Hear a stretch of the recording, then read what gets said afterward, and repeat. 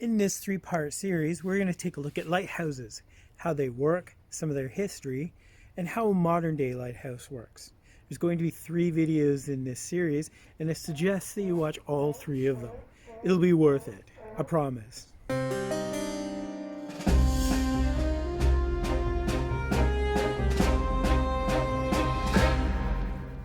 Hi, my name is Spence, and I'm a modern-day lighthouse keeper. I put together this comprehensive guide of exactly how a lighthouse works, and it will take a really good look at exactly how a modern-day lighthouse works compared to how it used to work. This video series is set into 3 different segments. We'll take a look at first the math, then we'll take a look at the history, and then we'll take a look at exactly what a modern-day lighthouse is like and what automation means for a modern-day lighthouse keeper. Hey there, welcome to part 2 of how a lighthouse works. In this episode, we're going to take a look at the history of lighthouses, how they were constructed, how they were lit up, and how the optics became more focused over time. If you haven't seen part 1 yet, I recommend that you do so here, where we take a look at some of the basics of lighthousing and why we have lighthouses in the first place. Welcome to my channel. My name is Spence, and I am a modern-day lighthouse keeper. So let's take a look at some of the history of lighthouse construction. Lighthouses have been around for a long time, a very long time. Since man has started venturing out into water in boats, there's been some form of light on shore to show them how to find their way home. This may have started out as bonfires on a beach or on top of a cliff to help show people on the water their way back home.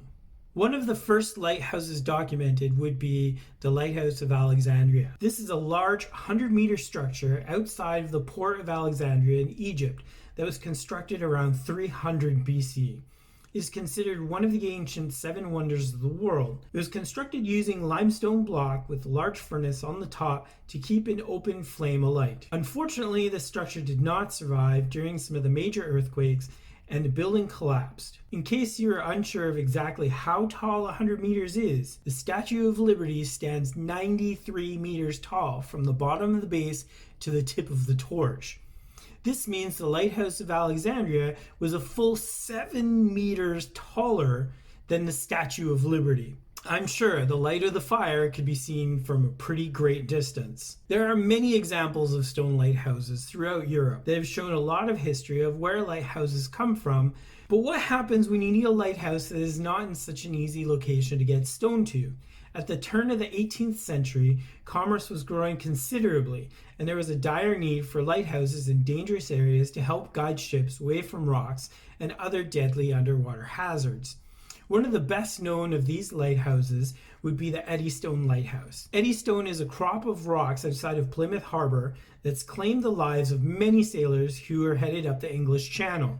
A lighthouse was first constructed here in 1696, and when completed lasted 5 years until the Great Storm of 1703 washed away all traces of the lighthouse. Wood had many complications when it came to lighthouses, but the biggest one would be fire. During this time, light sources still used some kind of a flame to light their beacon, so keepers needed to be extra attentive to make sure that there weren't sparks or anything flying out from the flame to light their lighthouse on fire. This did happen from time to time, and there is many a story of lighthouses that caught on fire and burnt to the ground with keepers still inside. All through the 18th century, construction techniques improved, and with that came big changes in lighthouse construction as well. It was clear that wood and caulking construction, like building a ship, was not good enough for a structure that could not move with the waves. It was understood that lighthouses needed to be designed more like a giant tree, with the base flaring out at the bottom to help keep everything stable when the lighthouse was hit with large waves. Large blocks were created using dovetail joints, so the blocks were locked together and unlikely to come apart. The invention of concrete that could cure underwater helped to keep all the stone blocks in place, so that many lighthouses of this construction survive to this day. This form of construction is so good that the third Eddystone Lighthouse built had to be abandoned because the rock under the lighthouse was wearing out more than the lighthouse itself,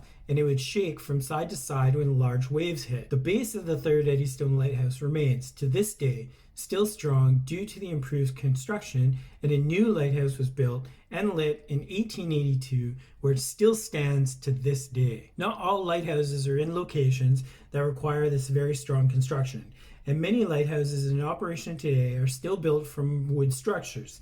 If the lighthouse location is on land or at the top of a cliff, then much of the time a structure just needs to be sound enough to withstand high winds, but never receives the punishing hit of huge waves trying to knock it down. Many newer lighthouses are built using modern cement forms, just pouring cement into molds around rebar to create the cylindrical structure we see on many stations today.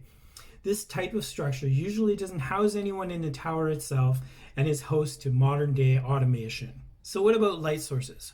Electric lights won't be invented until late in the 19th century, so what kept these lighthouses lit so that they could be seen from many miles away? It is said that materials like coal and wood piers would have been used in places like the Lighthouse of Alexandria, as well as many places in Europe.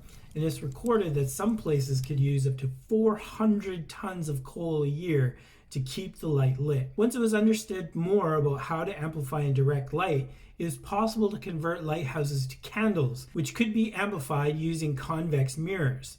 The Eddystone Lighthouse used 24 burning candles all the way up until 1810. Also late in the 18th century came the invention of the oil lamp, a device that provided a steady flame and could be burned for much longer than a candle before the oil needed to be replaced. The flame was not only steady but burned smokeless, meaning it was much easier to keep windows, mirrors, and lenses clean to help keep lights more visible. The argand lamp would use a wick in a glass chimney to help keep the flame steady, and whale oil or vegetable oil was fed into the lamp using a gravity feed, meaning that a keeper just needed to be sure the reservoir was full to ensure the light stayed on all night. Invented in 1784, this lamp became lighthouse standard for an entire century. Of course, once the light bulb was invented in the late 1870s, and this offered a bright, steady light without the need to fill oil and a lot less likely to go out in the middle of the night, lighthouses were converted to this form of light quickly and efficiently. It was always pretty clear that there needed to be a way to focus the light of a lighthouse so that it could be seen better and from a greater distance. It all started with mirrors, and a way to reflect light from the far side of the light source back along the path that the light needed to be seen. This was refined later into parabolic mirrors that helped to focus light sources and send out a more focused beam of light. Now that light could be focused, it could also be rotated, and this gave the lighthouse its now very iconic flashing light. The light itself does not flash, but the focused beam of light rotates, giving the illusion of flashing from great distances. The biggest revolution for lighthouse optics came from a French physicist and engineer by the name of Augustus Jean Fresnel, beginning in 1819. Since it was clear that light could be focused using a lens, but the size and cost of a lens needed for a lighthouse was out of the question, there needed to be a way to reduce the size of the lens to make manufacturing more affordable and still keep the desired focal effect. He proposed a stepped lens. In other words, cut out all the parts of the lens that were not being used and just keep the required curved bits of the lens that bent the light into a focused beam. This process was revolutionary and allowed for most of the light to be bent and focused in a single direction, and with the use of additional prisms, even more of the light from the light source could be focused. This process did change the way lighthouses were done forever, and soon Fresnel lenses were constructed for lighthouses around the world.